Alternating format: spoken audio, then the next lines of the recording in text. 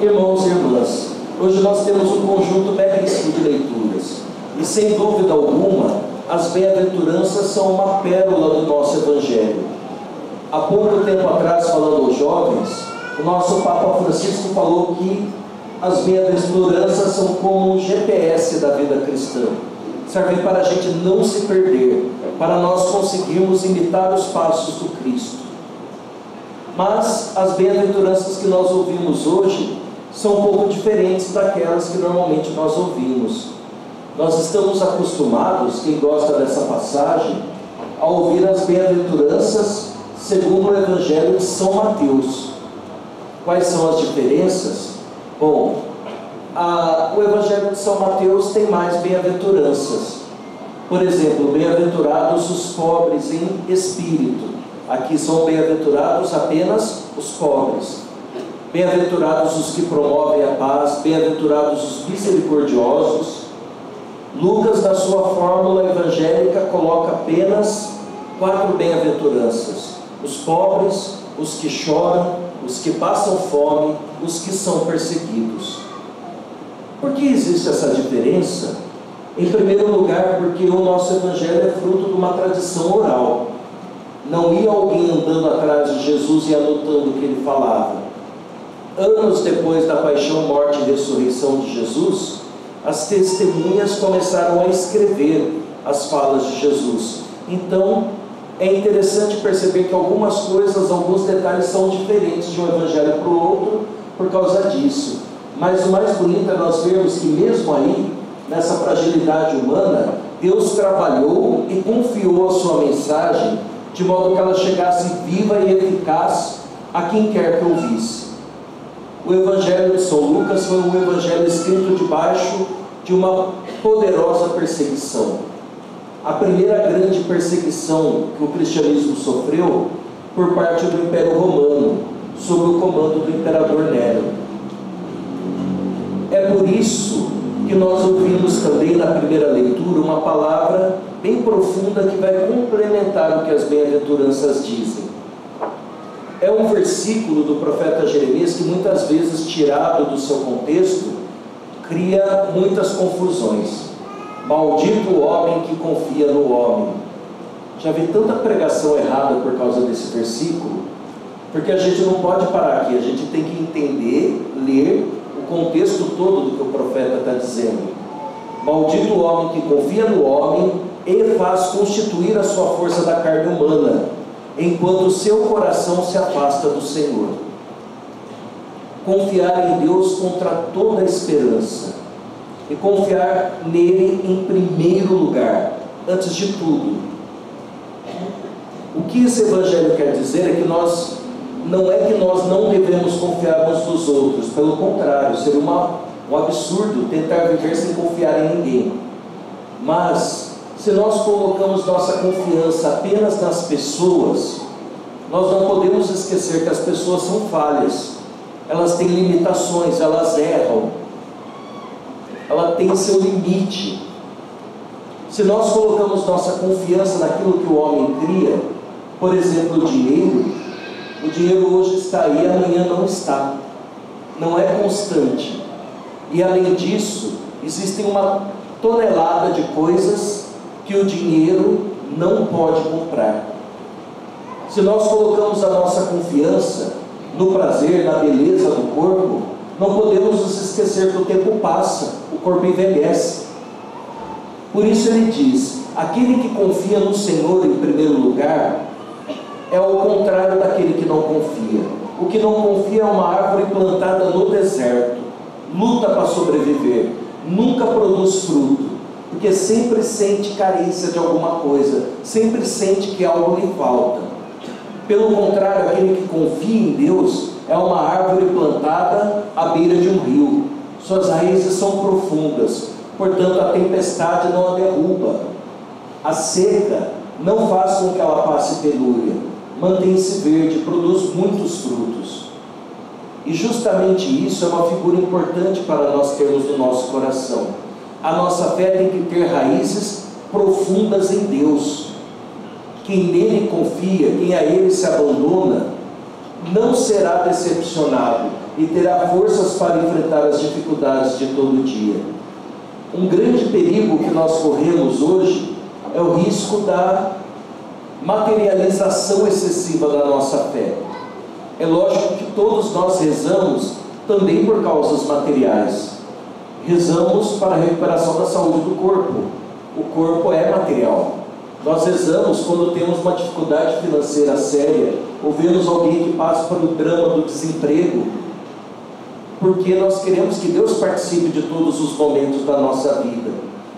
Quando nós somos jovens e temos uma prova difícil pela frente, rezamos a Deus para que seu espírito de inteligência nos ilumine e na hora H não nos dê aquele branco e fiquemos sem saber o que fazer.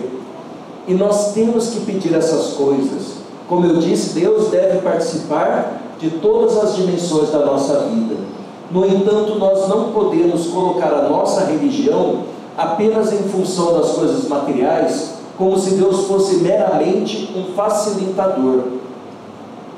Nós podemos confiar em Deus, porque segundo diz São Paulo, na segunda leitura, Cristo verdadeiramente ressuscitou e por isso nós ressuscitaremos com Ele. Verdadeiramente confiante em Deus é aquele que não desiste diante de um mundo que parece hostil à nossa fé. Mesmo que nesse mundo pareça que quem mente tem vantagem sobre quem diz a verdade, nós diremos a verdade por amor ao nosso Deus. Mesmo que nesse mundo pareça que quem é solidário e ajuda o próximo sempre parte em desvantagem perto daquele que é egoísta e guarda tudo para si, nós vamos ser solidários a si mesmo, por amor ao nosso Deus. E mesmo que às vezes pareça que a injustiça, a maldade, a morte atinjam as pessoas que são mais justas, nós seremos justos a si mesmo, porque o nosso Deus enfrentou a injustiça e a morte, e por nós Ele venceu. Nós não podemos esquecer que o principal dom que o Cristo nos conquistou é a vida eterna. Esse mundo passa, as realidades que nós conhecemos passam, e diz São Paulo por conta disso: se é para esta vida, se é para as coisas que passam, que nós pusemos a nossa esperança em Cristo, nós somos de todos os homens os mais dignos de compaixão. Se nós achamos que Deus está aqui só para facilitar a nossa vida nesse mundo, coitadinhos de nós, porque ninguém consegue ser feliz 100% do tempo. Nem o espírita, nem o católico, nem o evangélico, nem quem é bom, nem quem é mau, deixa de enfrentar o sofrimento, que é fruto do pecado que atinge toda a espécie humana.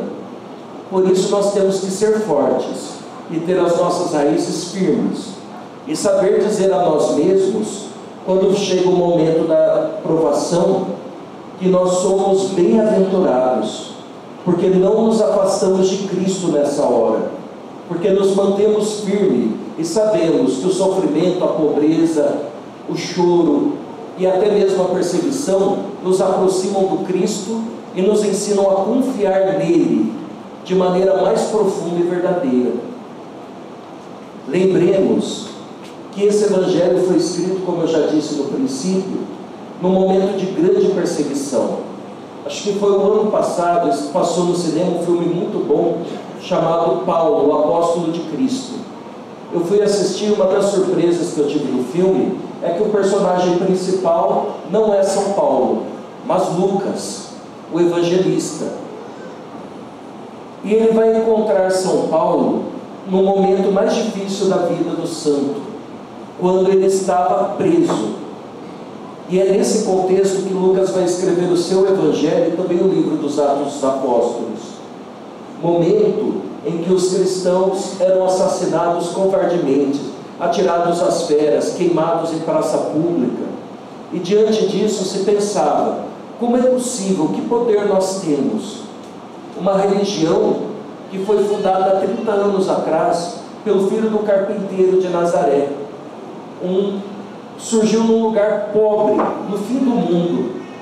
Pessoas de maneira, assim, na maior parte, pessoas extremamente simples, que foram pregando essa religião, que força eles teriam para lutar contra o Império Romano, que naquela época era o dono do mundo todo, principal potência mundial, com todo o exército, com todo o poderio militar, com todo o dinheiro que eles tinham.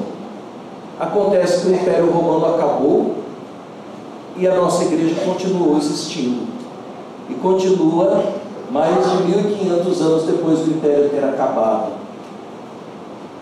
Aquelas pessoas que viveram aquele momento de desespero plantaram um fruto na história do mundo que eles mesmos não colheram.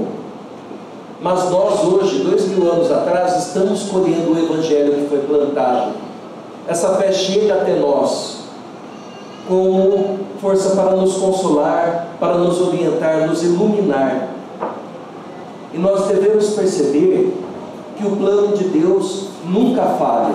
Se ele tivesse falhado, nós não estaríamos aqui hoje. Mas contra toda a esperança, a nossa igreja venceu aquelas perseguições no início, e hoje o Evangelho chega até nós. Isso é muito importante para nós. Nós temos consciência que às vezes, quando nós não compreendemos os caminhos por onde andamos, que a maioria das vezes as sementes que nós plantamos vão florir e dar frutos não para nós mesmos, mas para outras pessoas que virão depois de nós. Isso significa ser igreja, ser comunidade, e é isso que nos dá esperança para viver a nossa fé e testemunhar diante do mundo tão difícil, tão complexo como esse que nós vivemos.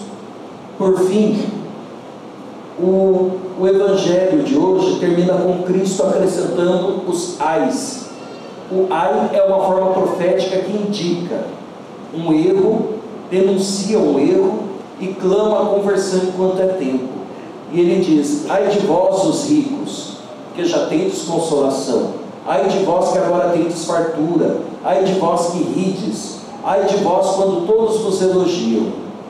Se nós temos colocado a nossa vida na direção errada, temos vivido em função do dinheiro, em função das alegrias passageiras, se temos vivido em função do status, para que todos nos elogiem, nos admirem, saibamos que estamos caminhando na direção errada, e é tempo de nós retornarmos para Deus e colocarmos nele o nosso tudo. Que essa palavra de Deus que acabamos de ouvir nos dê força para testemunhar a nossa fé e não desanimar diante das dificuldades. Louvado seja o nosso Senhor Jesus Cristo.